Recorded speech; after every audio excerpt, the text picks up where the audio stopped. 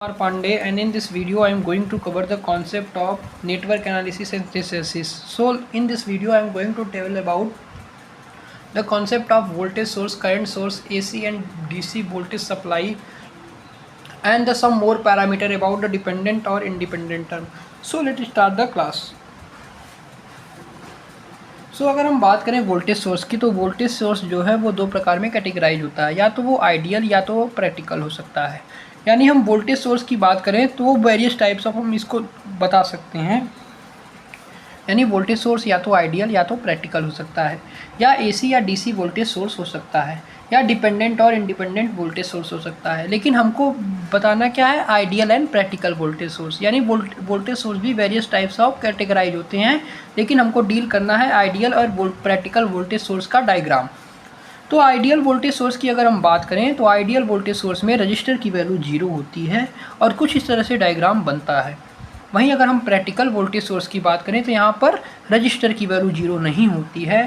तो यहाँ पर हम ओम्स लॉ का इस्तेमाल करते हैं। अगर हमको V1 यहाँ पर वोल्टेज चाहिए होता है तो V - IR का इस्तेमाल कर यानी अगर इस रजिस्टर की जगह हमको निकालना है वोल्टेज तो क्या हो जाएगा, IR। यानी V - IR कर देंगे तो यहाँ से आपको V1 की वैल्यू मिल जाएगी। तो ये प्रैक्टिकल वोल्टेज सोर्स का डायग्राम है और ये आइडियल वोल्टेज सोर्स का डायग्राम है। अब हम आगे बढ़ते हैं। तो आगे बढ़े तो अब हम बात करते हैं करंट सोर्स क्या होता है। तो करंट सोर्स भी दो प्रकार से कैटेगराइज होता है, आइडियल और प्रैक्टिकल करंट सोर्स। तो करंट सोर्स का एक डायग्राम तो आइडियल करंट सोर्स में आप देख सकते हैं रजिस्टर नहीं है, वहीं प्रैक्टिकल सोर्स में आप देख सकते हैं रजिस्टर है। तो ये डिफरेंस होता है ideal and practical current source का। ठीक, अब हम बात करते हैं DC supply versus AC supply में। What are the difference between the AC and the DC supply. So if we talk about the DC supply then we can say that it is the unipolar and the AC supply is bipolar. यानी DC supply unipolar होता है, AC supply bipolar होता है। DC supply uni directional होता है, यानी current एक ही direction में फ्लो होगा। वहीं एसी सप्लाई में बाई डायरेक्शनल होगा, करंट दो डायरेक्शन में भी फ्लो हो सकता है। डीसी सप्लाई में फेज जो है वो 0 होता है, no change in phase. Phase क्यों नहीं होता है, तो देखिए क्लास 12th में आप एक फिजिक्स का चैप्टर है वेव ऑप्टिक्स, तो वहाँ पर आप सब पढ़े होंगे कि फेज क्या होता है, पाथ क्या होता है।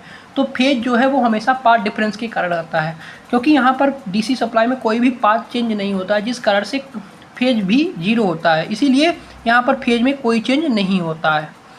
वहीं एसी सप्लाई में फेज में चेंज होता है, साइन वेव होता है, कोसाइन वेव होता है। जैसे कि 0 से पाई, पाई से 2 पाई, क्या है, फेज में चेंज होना।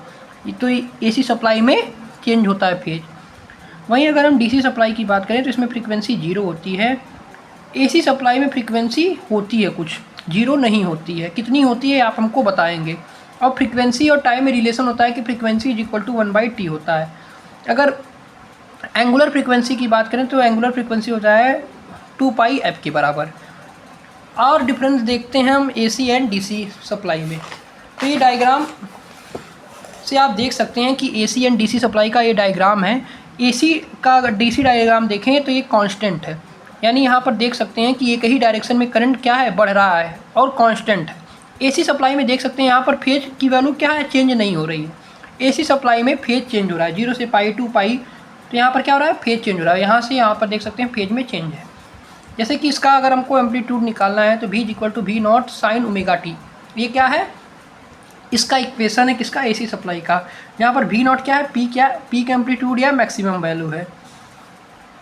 डीसी वोल्टेज सोर्स के एग्जांपल हो गए cell, battery and solar cell. ये क्या है, डीसी वोल्टेज सोर्स है। वहीं एसी वोल्टेज सोर्स क्या है, यूपीएस, इन्वर्टर एंड अल्टरनेटर। किसके एग्जांपल है, एसी वोल्टेज के। डीसी करंट सोर्स के एग्जांपल हैं बीजेटी, सीरीज जनरेटर। किसके एग्जांपल है, डीसी करंट सोर्स के। वहीं एसी करंट सोर्स के एग्जांपल है फीडर, कांस्टेंट करंट डिपेंडेंसिटी कंडक्टर भी इसके एग्जांपल हैं एसी करंट सोर्स के। तो आई होप ये DC and AC volt supply क्या होते हैं ये आपको समझ में आ गया होगा और इसका डिफरेंस। अब हम बात करते हैं डिपेंडेंट और इंडिपेंडेंट सोर्स क्या होता है। डिपेंडेंट सोर्स मतलब जो डिपेंड करे किसी अदर सोर्स पर या किसी अदर पैरामीटर पे क्या हो, डायरेक्टली क्या हो, डिपेंड करे, निर्भर करे। जैसा कि आप जान सकते हैं कि डिपेंडेंट सोर्स वो सोर्स होते हैं जो दूसरे पे डिपेंड हो, किसी दूसरे पर निर्भर हो। जैसे कि वोल्टेज एंड करंट जो हैं वो डिपेंडेंट सोर्स है, और इंडिपेंडेंट सोर्स जो दूसरे पे निर्भर ना हो। इसका एग्जांपल आप हमको बताएंगे। ठीक, तो देखिए नेटवर्क एनालिसिस एंड एनालिसिस में हम करते क्या है, नेटवर्क एनालिसिस एंड एनालिसिस में हम mainly electrical and electronic component का क्या करते हैं, कनेक्शन करते हैं। अगर हम इलेक्ट्रिकल कंपोनेंट की बात करें तो इलेक्ट्रिकल कंपोनेंट हो गया voltage, current, resistor, inductor and capacitor. Electronic component का diode, field effect transistor, BJT and electronic component. तो मिलते हैं नेक्स्ट वीडियो में, तब तक के लिए good bye, thanks for watching this video.